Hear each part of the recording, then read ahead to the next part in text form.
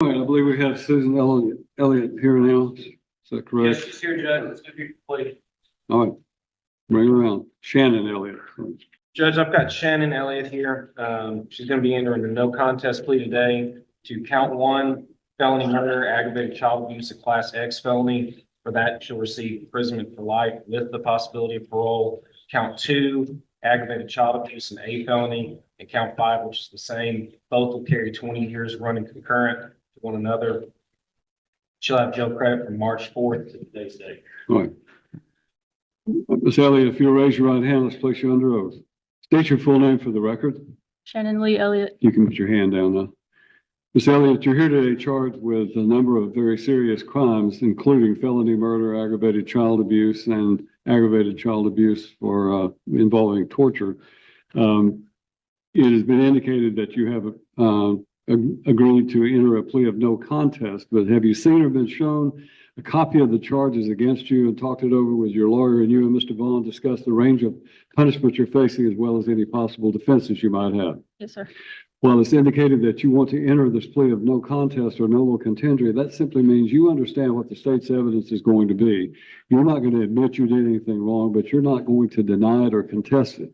And the state will then tell me what their evidence would be if this case went to trial. And I'll use that factual basis to find you guilty of these charges according to this agreement. Do you understand that? Yes, sir. Do you understand, however, that you have a right to plead not guilty to all charges and to have a speedy and public trial by jury? Yes, sir. Do you understand that if you went to trial, you would have the right to have a lawyer and to have one appointed, as I've done with a public defender? Yes, sir. Do you understand that if you went to trial, you and your lawyer could confront that you would be presumed to be innocent until such time, if ever, the state proves your guilt beyond a reasonable doubt to the satisfaction of all 12 jurors, and their verdict will have to be unanimous before you could be convicted of anything? Do you understand that if you went to trial, you and your lawyer could confront and cross-examine every witness the state called to testify against you, and you could bring in your own witnesses by the use of a subpoena? Yes, sir. You understand that you would be presumed to be innocent. At trial, you would not have to testify or prove anything, and no inference of guilt would arise because you did not testify at your own trial. Yes, sir. Do you understand that if you went to trial and you were found guilty of a crime, you could appeal the conviction and the sentence imposed to the Court of Criminal Appeals and have a lawyer appointed to help you with that appeal? Yes, sir. Do you understand that by entering this plea of no contest, you're waiving your right to a trial and to an appeal? And all I'm going to do is approve what your lawyer has worked out, which, as was pointed out, means that you will be sentenced on first-degree murder to life in prison with the possibility of parole. And then you will also have 20-year sentences on these other two cases as well. You understand that? Yes, sir. You understand everything I've explained to you? Yes, sir. Do you want to plead no contest according to this agreement and give up your right to a trial and to an appeal? Yes, sir. Is your decision to plead no contest today voluntary? Yes. Anybody forcing you to do this against your will? You understand that I have to have facts presented to me to be able to enter this plea and find you guilty of these charges. Yes. And I want you to have a seat at the table and listen as the state tells me what their evidence would be if this case went to trial. General Willoughby? Yes, Your Honor, it'll be both myself and General Seju. If case number 19559 were to proceed to trial, the state would expect to prove the following facts. Around 4:30 on Sunday, July 23rd, law enforcement and medical personnel were dispatched to 1065 Poplar Ridge Road, Chapmansboro, Tennessee, for a non-responsive 5-year-old child. When Cheatham County Sheriff's deputies arrived, they found Turner Simpkins laying on his back outside of the residence on a side deck. Also present were Austin Simpkins, Turner's biological father and legal custodian, and Miss Shannon Elliott, his live-in girlfriend, who was also pregnant with his child. Turner's stomach was distended and dark purple. His face was covered in bruises, scabs. His hands, legs, and arms were also covered with lacerations and extensive bruising. There were bite marks on his hand. Turner Simpkins was not breathing, and his body was limp and lifeless. EMS personnel removed Turner from the deck to the back of an ambulance and removed his clothes. EMS personnel made observations that Turner was cold to the touch and measured 86 degrees body temperature. They observed Turner had bled out internally with large quantities of blood pooling in his testicles. EMS personnel were not able to revive Turner, and no pulse could be established. Turner Simpkins was declared dead at 4:42 p.m. His body was transferred to the medical examiner's office for an autopsy. The TBI conducted and assumed the investigation under Special Agent Kendall Henderson. Shannon Elliott was later interviewed by law enforcement. She told investigators Austin had been out of town all weekend. Shannon Elliott informed law enforcement that she picked up Turner on Saturday, July 22nd, from her mother's house in Springfield, Tennessee. On the way home, they stopped at Sonic to get drinks and closer to home. Turner opened the back door of the Chevy Tahoe driven by Shannon, and he fell out of the car. She explained that Turner unbuckled the car seat, opened the vehicle's back door, and Turner exited the vehicle while it was traveling 25 miles an hour with his car seat. She stated that Turner was not hurt during the event and verbally told her he was okay. The only injuries she noted were 2 scratches on his back and a bruise on his forehead. The defendant did not seek any medical attention for the child and only provided him with Tylenol. It is noted that when law enforcement took the Tahoe as evidence, the child lock on the rear driver's side was on. The car seat was in the vehicle, not scratched or damaged in any way. And there was a Sonic cup in the car seat with liquid still remaining. She further stated Austin Simpkins arrived home later that evening and went to bed. He left the residence in the morning of Sunday, July 23rd, 2023, giving Turner a fist bump before leaving for the day. Miss Elliott told investigators that Turner got up at 10 o'clock, his normal time, and ate. She said they both had a stomach bug and were throwing up. The defendant told law enforcement Turner was alive and well at 3:45 to 3:50 in the afternoon. This would have been less than an hour before EMS and law enforcement arrived. When asked about his injuries to Turner, she said the following: he got a black eye from falling at her work. The leg scratches were from him riding his bicycle. The hand scratches are from him picking at himself. And she said the bruises on his abdomen were not present Friday or Saturday. Miss Elliott told investigators that she mainly took care of Turner and that Austin wasn't really around. She describes Turner as the sweetest little boy. When asked how she would punish Turner, the defendant said Turner doesn't get in trouble that often, and his punishment is generally standing in a corner. As the investigation progressed, the Tennessee Highway Patrol CERT team, as well as members of the Cheatham County Sheriff's Office, as well as the Tennessee Bureau of Investigation, attempted to do a reenactment of the set of events that Miss Elliott claimed caused his death. They got a body dummy similar in size to him. The company that manufactured the car seat was gracious enough to give, I believe, 2 brand new car seats for this test. And after that test was concluded, it was determined that Miss Elliott's version of events could not be true. Also, during the course of the investigation, law enforcement learned that the defendant was employed at an automotive repair shop and that she often took her own 5-year-old son and the victim, Turner Simpkins, to work with her. The TBI was able to retrieve surveillance video from outside of the employment May 2nd, 2023 through July 19th, 2023. That's a 79-day time period. Multiple special agents and the Tennessee Bureau of Investigation watched every moment of the videos retrieved. The videos revealed that over the course of those dates, when Shannon Elliott was at work with Turner Simpkins, she repeatedly physically abused Turner Simpkins. She did this often with her own child nearby.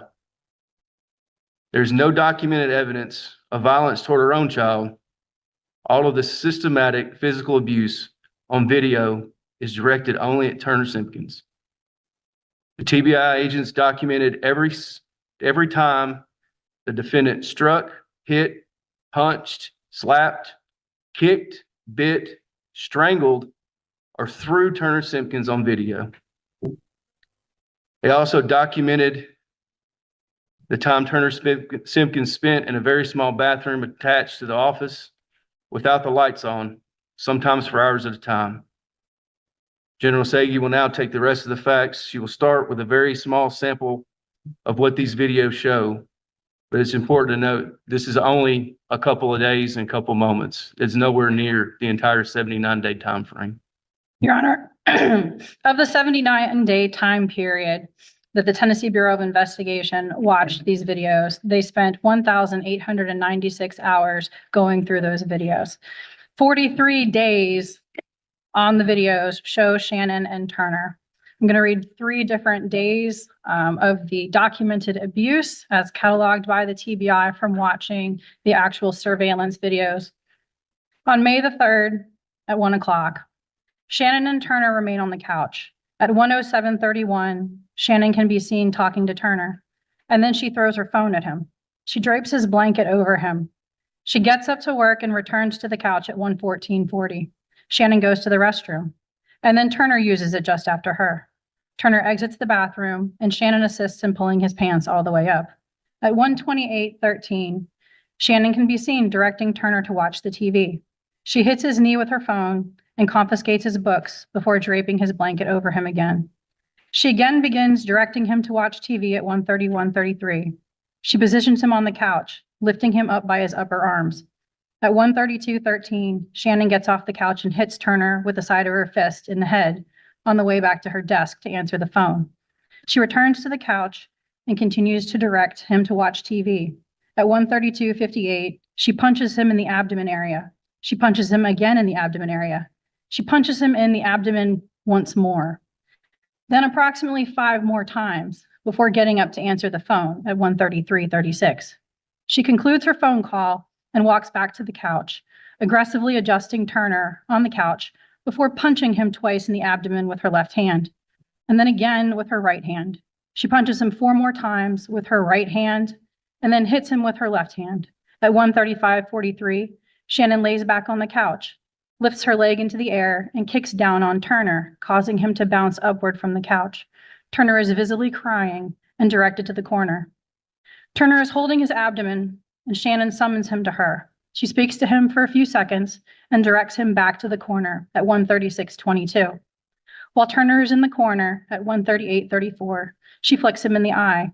She grabs him by the jaw and brings her face close to his and stays in this position for several seconds before kneeing him in the abdomen, lifting him off the ground by his right arm and putting him on the couch. Turner is crying and writhing in pain. He sits up on the couch at 1:39:36. She begins directing him to watch TV before punching him in the abdomen. She smacks him and begins strangling him. She strangles him for 30 seconds, his face visibly turning red. Once she releases him, she kicks him in the face twice. Turner is now on the opposite end of the couch, and Shannon is in the middle of the couch. She drags him by his legs towards her, blocking him from being seen by the camera. She appears to squeeze his throat with her left hand for several seconds before releasing. Turner is directed to go to the corner again, and as he is getting off the couch, she kicks him in the abdomen with her right leg. Turner is visibly crying very hard and clutching his chest and abdomen. Turner goes into the corner at 1:41:39. At 1:42:50, Shannon grabs Turner by the throat and lifts him off the ground, carrying him into the bathroom in the air. They remain out of sight until Shannon exits the bathroom at 1:49:17. Turner exits the bathroom shortly after pulling his pants up. Shannon positions Turner on the couch. She checks him over, appearing to look for injuries, and goes back into the bathroom. She mops the floor of the bathroom and sits back on the couch at 1:51:15. She talks to Turner briefly before tossing his water bottle at him. At 1:53:35, Shannon directs Turner to watch TV before kicking him in the face. She kicks him in the face again before directing him to get to the corner, kicking him once more on his way off the couch. Shannon gets off the couch at 1:54. She hits Turner in the back of the head with her hand. Shannon changes the TV channel and walks towards her desk, hitting Turner again in the back of his head while his face is in the corner. She turns around and walks back towards him, kneeing while he is still standing in the corner. She knees him again in the abdomen causing him to fall to the ground on his knees. She knees him again, this time holding him up by his arms. At 1:55:49, Shannon lifts Turner's hoodie to look at his stomach. She directs him back to the couch at 1:56:15. She leans over from the opposite side of the couch and bites his hand. She aggressively turns him inward towards the back of the couch. At 1:57:55, Shannon gets off the couch and readjusts Turner before smacking him. She sits back on the couch and lifts her leg up before kicking him again at 1:59:06. Shannon plays on her phone on the side of the couch while Turner stays in the corner for the remainder of this 1 hour. That is 1 hour on May the 3rd of his life. On May 19th, from 11:18 a.m. to 11:24 a.m., again, the defendant is with the victim at her place of work, 11:18 a.m. Shannon is motioning for Turner to watch the TV. She then reaches over and pinches his cheeks and shakes his head. She then grabs him around the neck with both hands and jostles his head and neck and is clearly holding tightly. She then balls up her hand and acts as if she's going to hit him. Shannon then grabs Turner by the ears and shakes his head. She then grabs him by the hair and then the neck again. Shannon grabs Turner by the neck with both hands, where her thumbs are on his throat and hands are wrapped around the back. She leans forwards towards him and is clearly squeezing his neck with force. She is even visibly straining as she does this. Shannon grabs Turner by the throat with her right hand and pushes him back against the side cushion, pinning him there. She holds him there for approximately 10 seconds until Turner is able to twist his body out of her hold. At this point, you can clearly see Shannon has Turner by the neck and is squeezing it severely. Immediately after she lets him go, she looks at him as if inspecting his neck. She is touching it gently and motions for Turner to lift his head so she can see his neck better. As soon as Turner exposes his neck, Shannon grabs him again by the neck with her right hand and pushes him against the couch by his neck. She repositions her body so she can get more leverage to push against Turner. Turner is swinging his arms and legs wildly in an attempt to get free, but Shannon is able to maintain her hold on his neck. She holds Turner by the neck for approximately 30 seconds.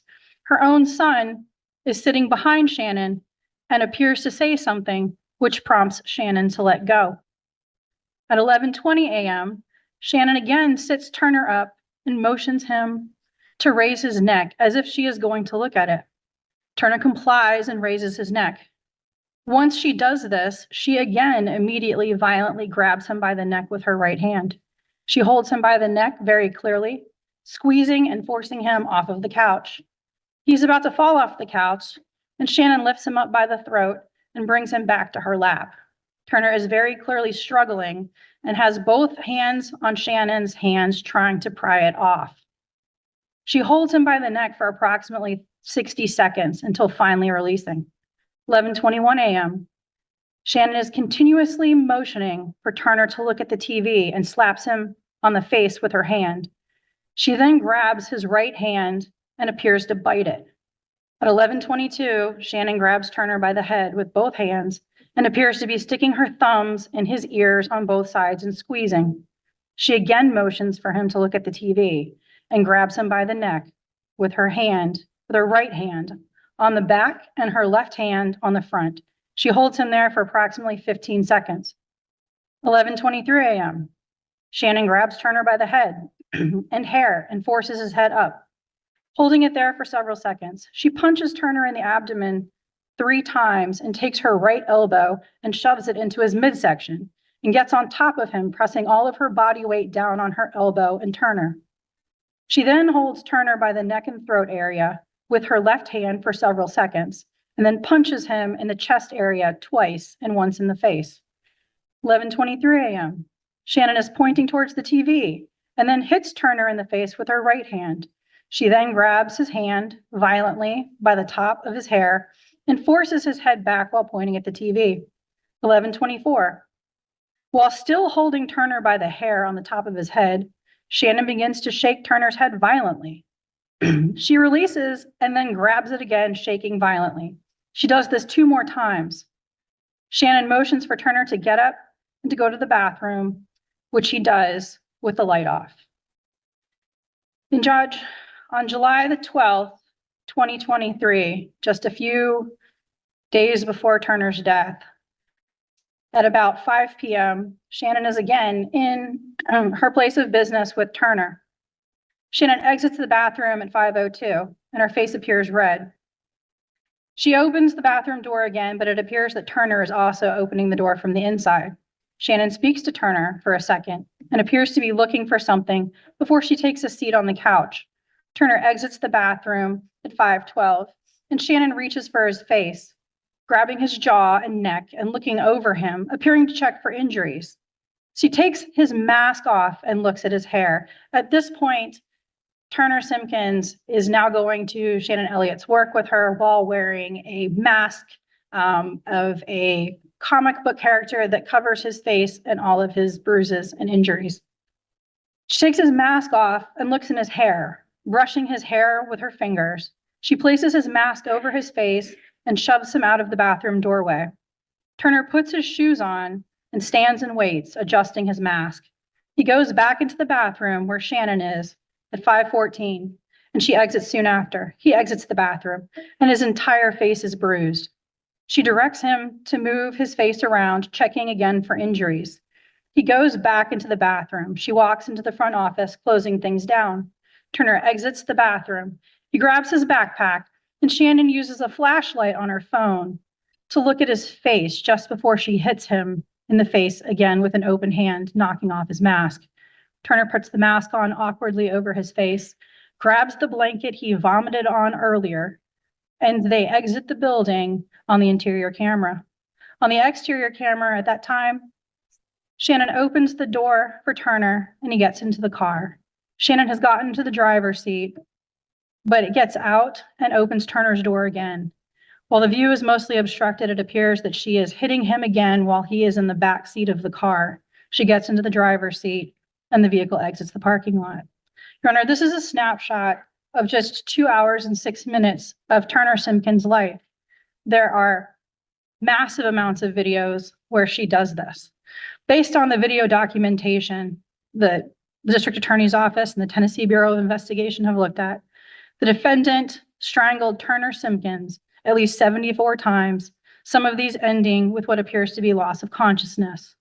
Turner is seen on several of the occasions trying to peel the defendant's hands from around his neck while he writhes in pain, fighting to breathe. The defendant physically struck Turner, documented over 1,073 times. An autopsy of Turner Simpkins was performed on July 24th, 2023, lasting 2 days and producing over 800 images of the injuries. Turner Simpkins was born on June the 18th, 2018, and had turned 5 years of age the month before his death. At the time of autopsy, Turner Simpkins weighed 34.5 pounds, and according to the autopsy, quote, appeared younger than the listed age of 5. The medical examiner determined the cause of death to be multiple acute and chronic blunt force injuries and malnutrition. The manner of death was homicide. The circumstances of his death were that he was assaulted by others and neglected care. Specifically, the pathological findings, the injuries to the child, are deep frontal, parietal, and occipital scalp hemorrhage, subdural hemorrhage, subarachnoid hemorrhage, cortical brain contusion, left optic nerve sheath hemorrhage, and left retinal hemorrhage. Hemorrhage and fibrosis involving anterior neck muscles. Hemorrhage and fibrosis of the soft tissue anterior to the cervical vertebrae. Hemorrhage of the posterior neck musculature. Rib fractures and abscesses and formation of the right, 9th, 10th, 11th, and 11th and 12th ribs. Fibrous tissue surrounding the liver, kidney, spleen, pancreas, and intestines. Liver hemorrhage, mesenteric contusions and lacerations. Peritonitis. Diffuse hemorrhage of the back muscles with intervening fibrous tissue. Numerous contusions, abrasions, and scars of the head, neck, chest, abdomen, pelvis, genitalia, upper and lower back extremities. He was underweight and had elevated vitreous urea nitrogen. The medical examiner concluded autopsy findings are significant for blunt force injuries of various stages of healing of the neck, chest, abdomen, pelvis, genitalia, extremities, and back. Body mass index is significant for an underweight male child, 14.8 kilograms.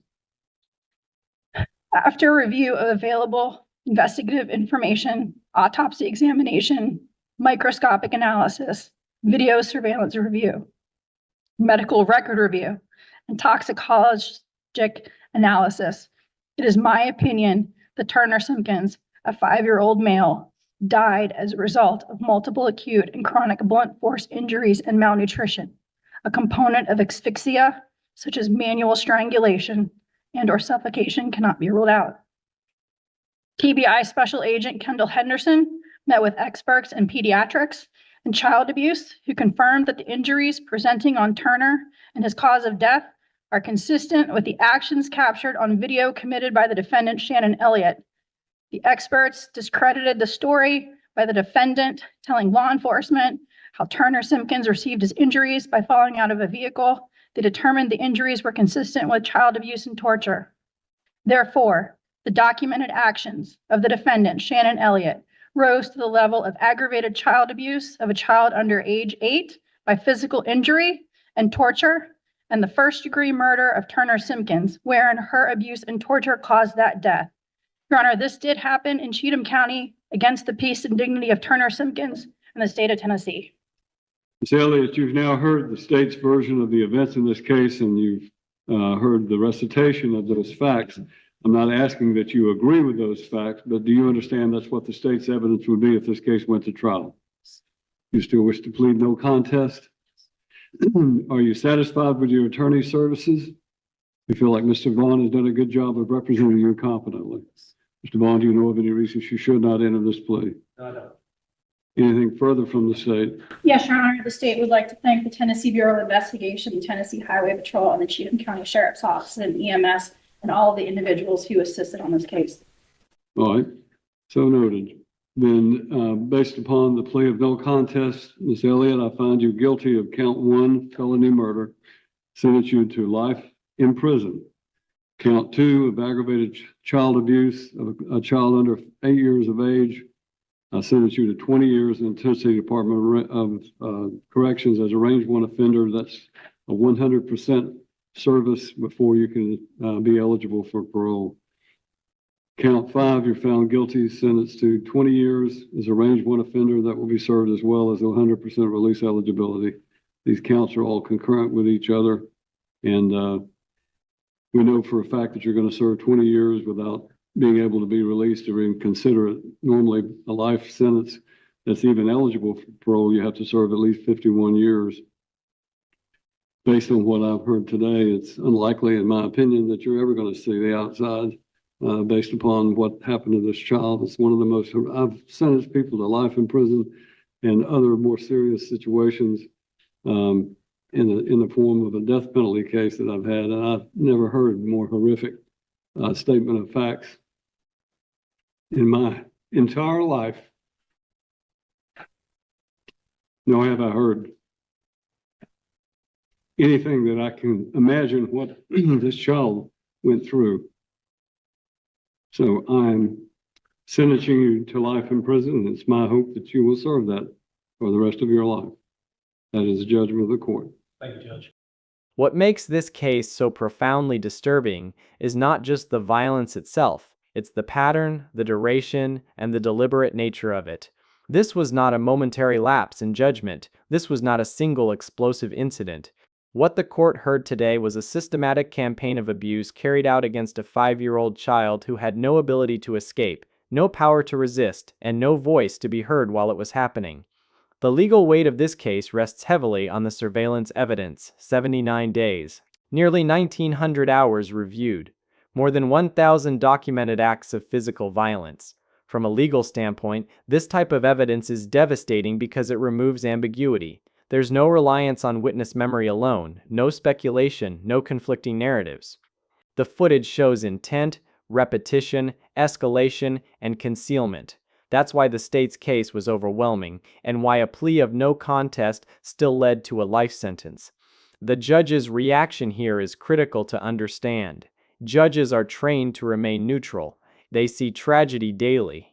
They sentence people in homicide cases, violent felonies, even death penalty matters.